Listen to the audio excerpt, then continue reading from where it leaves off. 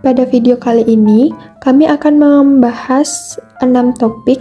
Yang pertama ada pengertian minyak bumi, yang kedua proses pembentukan minyak bumi, yang ketiga pengertian eksplorasi minyak bumi, yang keempat tahapan eksplorasi minyak bumi, yang kelima manfaat minyak bumi, dan yang terakhir yang keenam dampak minyak bumi.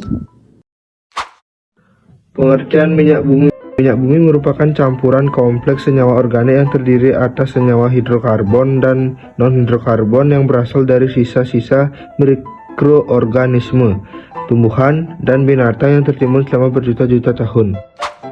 Proses pembentukan minyak bumi. Yang pertama, proses dimulai saat hewan atau tanaman terkubur di dalam lapisan kerak bumi selama ratusan juta tahun yang lalu.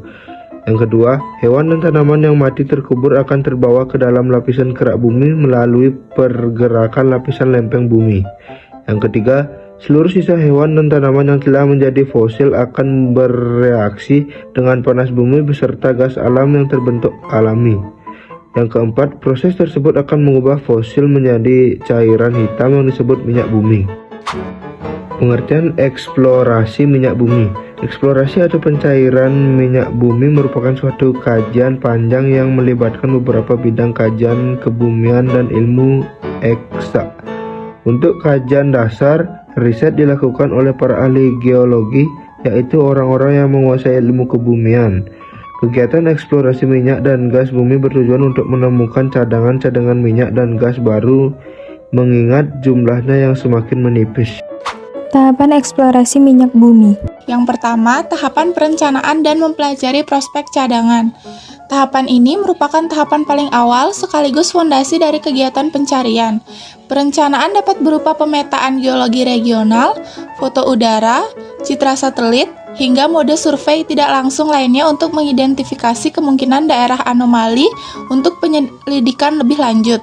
Oleh sebab itu, tahapan ini melibatkan survei lapangan secara langsung maupun tidak langsung atau melalui jarak jauh. Pelajari susunan batu dengan studi geologi. Cadangan minyak dan gas bumi terletak di dalam perut bumi. Untuk itu, tahapan eksplorasi selanjutnya adalah mempelajari karakteristik lokasi penambangan dengan studi geologi.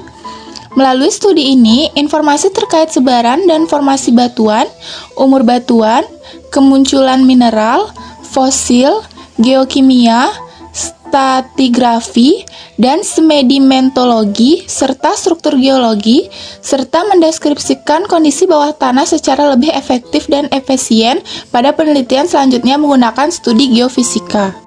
3. Memahami kedalaman batu dengan studi geofisika. Studi geofisika yang bertujuan untuk mengetahui sifat fisik dari batuan yang telah diidentifikasi sebelumnya. Penelitian tersebut meliputi daerah permukaan hingga kedalaman beberapa kilometer di bawahnya. Tahapan ini memakan waktu yang cukup panjang dengan perkiraan durasi 6 bulan sampai 1,5 tahun tergantung dari luasan target area. 4. Studi seismik sebelum memulai pengeboran. Studi ini adalah metode yang paling umum digunakan untuk menentukan sifat-sifat fisik batu. Dengan bantuan operasi seismik, kondisi di bawah tanah dapat direkonstruksi dalam gambar 2D dan 3D. Pengoperasiannya juga cenderung memakan waktu. Prosesnya dapat berjalan dari 1 hingga 4 tahun, tergantung pada lokasi jenis tangki. Jika ditemukan lapisan yang berpotensi menyimpan cadangan migas, maka akan dilakukan pengeboran pengintaian lebih lanjut. Yang kelima, tahapan pengeboran. Eksplorasi pengeboran ini meliputi pengoperasian sumur, pengembangan dan pembangunan fasilitas produksi. Kegiatan produksi membawa minyak dan gas alam ke permukaan. Aliran dan gas masuk ke dalam sumur kemudian diangkat ke permukaan melalui pipa. Minyak dan gas alam kemudian dialirkan ke bawah sumur kemudian naik ke permukaan melalui pipa sebelum diangkat kembali ke separator yang memisahkan keduanya dari material yang tidak diinginkan sehingga nantinya minyak dan gas alam dipisahkan. Manfaat minyak bumi. Yang pertama, bahan bakar kendaraan. Bahan bakar yang berasal dari minyak bumi seperti solar, bensil, bensol, dan minyak tanah telah melewati proses penyulingan agar menjadi komponen yang lebih ringan.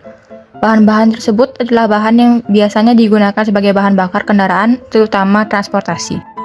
Manfaat kedua, sebagai pembangkit listrik.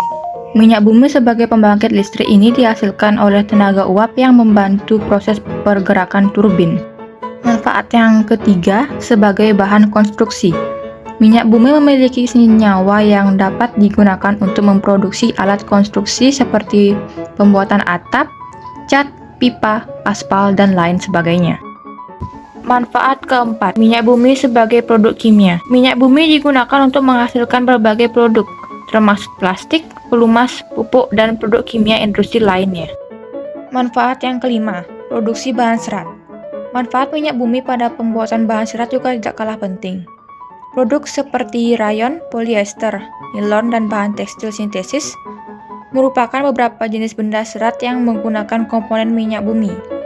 Produksi bahan serat ini dapat digunakan untuk pembuatan pakaian.